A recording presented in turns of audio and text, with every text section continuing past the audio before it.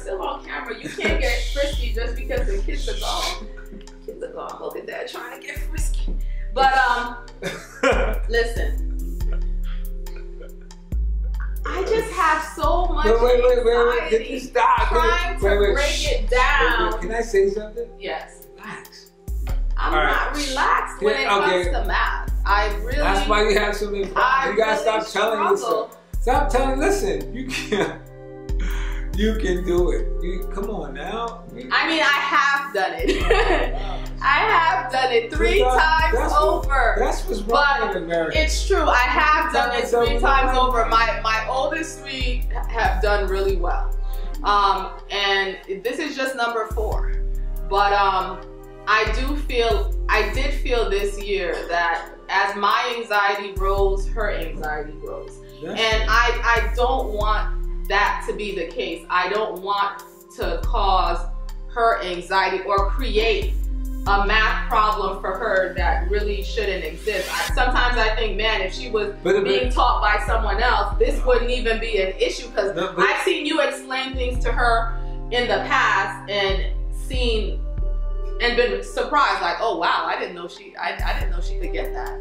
You know? Am I the problem? Like, I asked myself, am I the problem? We have one problem. What's my problem? You keep saying you're the problem. Just stop doing that. First. So what would you say to homeschooling moms out there who are not as confident with teaching their kids how to do math? Do you have any advice for them? Yeah. First thing is, don't tell yourself that you don't have what it takes to teach them math. You may not be able to teach them calculus, all right? Granted. But for your elementary school children, you have everything what it takes. Because, I mean, the thing is, you have to tell yourself is, they don't have to, don't believe that you have to tell them conceptually everything there is about numbers and so on, right? That'll come. And as you're teaching them, you'll be able to see when you can introduce that. Just teach them the basic facts, right? Because here's one thing I learned. Because I went through this process. This is what I'm saying. I went through thinking I have to teach them conceptually a lot of things about numbers. Then I realized, you know what? Some of the conceptual ideas come after you're comfortable with addition and multiplication and division and subtraction. Once you're comfortable with it, then you can talk about some of the conceptual things. But until you do that, let me stop you right there, because one thing that I've encountered with curriculum is they've actually not spent a lot of focus on memorizing your math facts, memorizing all your addition facts. Like with Ms. Mocha Baby's curriculum, I kept asking myself, when is she actually going to sit down and practice 9 + 7 = 16? We're doing all these tricks to understand that 9 + 7 is 16. Let's make a 10. The 10 wants to take 1 from the 6. Now there's a 5 left. And I like that trick, but we're just doing the tricks. When are we going to sit down and drill 9 + 7 = 16 so that she could just quickly rattle those off? And another thing I want to tell you, don't be afraid. You don't have to follow the curriculum verbatim. Now that's hard. Remember, I paid good money for that curriculum. I feel like I need to fill in as many of the pages to get my money's worth, but that's the wrong way to think about it. It's an aid for you, right? So I used to teach at the college level. One thing I learned about teaching at the college, they don't train you to teach at the college level at all. But you pay a lot of money for people, right? But they don't train you to teach. The thing about what I learned about teaching at the college level is that you as a teacher are a student too. So you're learning as you teach, right? And so you're gonna be learning about your students. You're gonna learn about your kids. You're gonna be learning about what's best for them, what doesn't work well with them. Therefore, you have to be willing to change. And that's the beauty about homeschool. You can find out what something doesn't work and just change it, right? And you can make it work.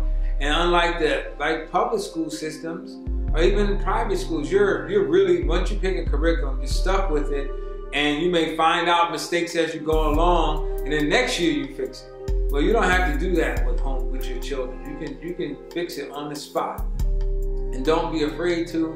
And I think one thing too that you may not realize, that because you were open about your own fears about math, actually helped her. Now, if you were trying to hide it and like, you know, trying to act like, you know, you knew you were great at math and so on, then it would have been a problem. But you being transparent actually helped her, right? I actually have found that to be the case, because trying to act all big and bad, they know you're struggling anyway. So your biggest weapon is just to be honest about where you are. And I just kept telling my daughter, I just have no idea, just give me some time to figure this out. And she actually saw me sit there and look things up and watch videos and go through different books to try to figure out, not that I didn't know how to do the problem, I knew how to solve the problem algebraically, but I wanted to, and you're so funny, when I told him this story later on, he said, well, you should have just taught it to her algebraically. But I was like, no, she's not in algebra yet. I have to find a kid way to explain this to her. So that's what I was spending so much time trying to do. Okay, well, how would I explain this with the math that she's had already so that she could understand it? But I think I've made algebra much bigger in my mind than it needs to be. I think even at this young age, a kid can understand that there's a variable. I just bought this book just to do math, you know, multiplication factors. Yeah, we're still doing a lot of addition with her, but he just was like, let's just do multiplication. Yeah.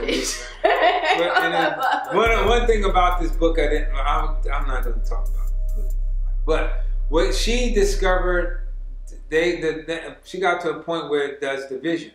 And she was asking, what is it? And we were talking about division, and even in the book, it just says very easy. Division is just, you know, doing multiplication backwards, right? And then here's algebra. It says, well, 8 divided by 4 is equal to something, right? So what's that something? Well, that something is just whatever you need to do to multiply by 4 to get to 8. That's algebra. And Ms. Mocha Baby, right? She gets it.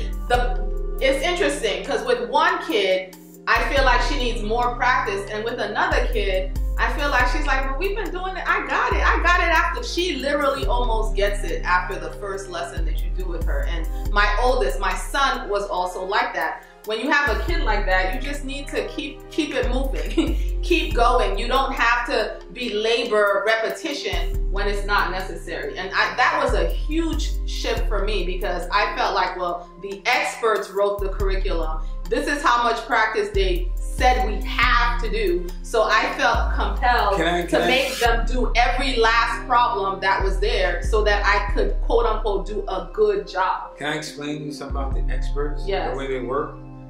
The experts are just people who just spend time teaching normally large group of people, right? So the thing about teaching, it's always evolving, right? So just because you're an expert at teaching a large group and you did some studies and you found that it worked, right? It may not work for everyone. There's always outliers. So therefore, you gotta realize that the experts, you know, they will tell you that they were wrong sometimes. Right? Yeah, right? Hence new additions. Yeah, new additions, right? New additions to the curriculum. Right, so yes. It's constantly changing. So you all already know that teaching is very personal, right? It depends on who the person is and what their learning skills are. Sometimes it depends on how well they slept the night before on whether they understand something. So. So treat the curriculum the same way. And I think also it helps to help your kids to become vested in what they're learning, because I know one of my 11-year-old's biggest frustrations is feeling like, well, why am I doing this? I'm just wasting my time doing this to fill up a math book, but I'm never going to use this again in real life. And it was so great that yesterday you suggested that I take them with me when I went grocery shopping, and it turned into like this big math lesson because we had to go get gas. Then we went to the gas station, and then my 11-year-old saw that in the prices that the number was written to like the 1,000th place decimal point. You know, there were 3 numbers after the decimal point after the dollar amount, and she had to round to figure out how much money it was. And she was like, oh, they do this in real life? You know what I'm saying? And then we went to the supermarket, and you know, I showed her the price per ounce, and you know, this is how much the product costs, but this is the price per ounce, and this is how much this product costs, and this is the pounds per ounce for this, which is the better deal, which were word problems that she was doing in school. And I showed her, you know, we're doing it for school, but we're also doing it so that you'll be able to make wise choices and be able to know what you're doing when you're purchasing in real life. You know, and I feel like by doing that, now she's more vested in doing the math and learning the math, because it's not just to do a subject in school. Right. So, any final thoughts? Thank you so much. Thank you, Mocha Dad, for coming on my channel and for sharing your thoughts on math. I think one of the biggest things that I took away from this is, you know, it's just, see, Mocha Dad takes every opportunity to go there. But anyway, one of the greatest, okay, shh, let's fan, cut, we're not cutting, let's fan you. But one of the greatest things that a takeaway for me is, it's not that deep. Just do the math, just teach, make sure they know the basics really well, you know, and you can do it. Just the idea that I can do it, and stop telling myself I'm the problem. Yeah, and one thing too is, don't be afraid to teach something you don't even know, right? And use that as an opportunity to learn it. Yeah. I'm even doing that with my high school students. I'm not big in statistics and probability. It's probably my weakest area in math. So I know I need to get a better grasp of it, so I'm actually teaching it to them. So don't be afraid to do that. But you know what? That's what college professors do. They want to learn something, they teach a course on it. Yeah. And, you know, and they make you pay for it. So just. All right. So if you guys have any questions for Mocha Dad, or if you want to see him again, if you want us to answer more specific questions for you in another video, please leave your comments in the comment section down below. Be blessed. Oh, yeah.